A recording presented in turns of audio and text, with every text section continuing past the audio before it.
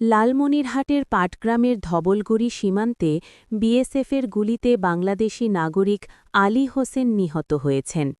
এর একদিন আগে একই সীমান্তে বাংলাদেশি তরুণ মিজানকে গুলিতে আহত করার ঘটনায় দুঃখ প্রকাশ করেছিল বিএসএফ। লালমনিরহাট তিস্তা ব্যাটালিয়নের এক সংবাদ বিজ্ঞপ্তিতে জানানো হয়, নিহত আলী হোসেনের মরদেহ বর্তমানে ভারতের একটি হাসপাতালে আছে। বিজিবি সূত্রে জানা গেছে, নিহত আলী হোসেন লালমনিরহাটের পাটগ্রামের ধবলগুড়ি গ্রামের প্রয়াত আব্দুল গফুরের ছেলে। বিজিবির বিজ্ঞপ্তিতে বলা হয়েছে, আজ বুধবার ভোররাতে সীমান্ত পিলার ৮৭৪/৫ সংলগ্ন শূন্য রেখা থেকে প্রায় ৫০০ গজ ভারতের ভেতরে ৭ গ্রাম ক্যাম্প এলাকায় গুলির শব্দ শোনা যায়। গতকাল মঙ্গলবার দিবাগত রাত 2:50 একটি গুলি ও ভোর 4:50 আরেকটি গুলি ছোড়া হয়। পরে সকাল আনুমানিক 6:35 উভয় দেশের ব্যাটালিয়ন অধিনায়কের মধ্যে মুঠোফোনে কথা হয়।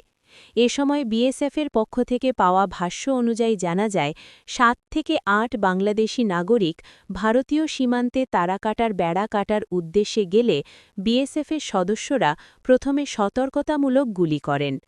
এক পর্যায়ে চোরা কারবারিদের সঙ্গে বিএসএফ সদস্যদের ধস্তাধস্তি ও হাতাহাতির ঘটনা ঘটে। এতে বাংলাদেশি নাগরিক আলী হোসেন ঘটনাস্থলে গুলিবিদ্ধ হন। পরে বিএসএফের সদস্যরা মরদেহটি তাদের নিয়ন্ত্রণে নিয়ে স্থানীয় ভারতীয় হাসপাতালে পাঠান। লালমনিরহাট তিস্তা ব্যাটালিয়নের অধিনায়ক লেফটেন্যান্ট কর্নেল সৈয়দ ফজলে মুনিম প্রথম আলোকে বলেন, বিষয়টি নিয়ে বিস্তারিতভাবে যাচাই ও তথ্য সংগ্রহের কার্যক্রম চলমান। বিজিবি ও বিএসএফের ব্যাটালিয়ন ও সেক্টর কমান্ডার পর্যায়ে পতাকা বৈঠকের ব্যবস্থা নেওয়ার প্রক্রিয়া চলমান।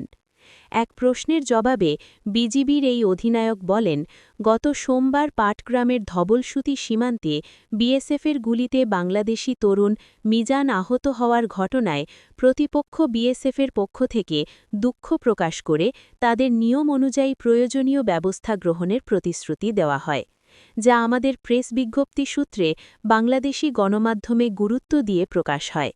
কিন্তু এরপর পাটগ্রাম সীমান্তে বিএসএফের গুলিতে বাংলাদেশি নাগরিক আলী হোসেন নিহত হলেন।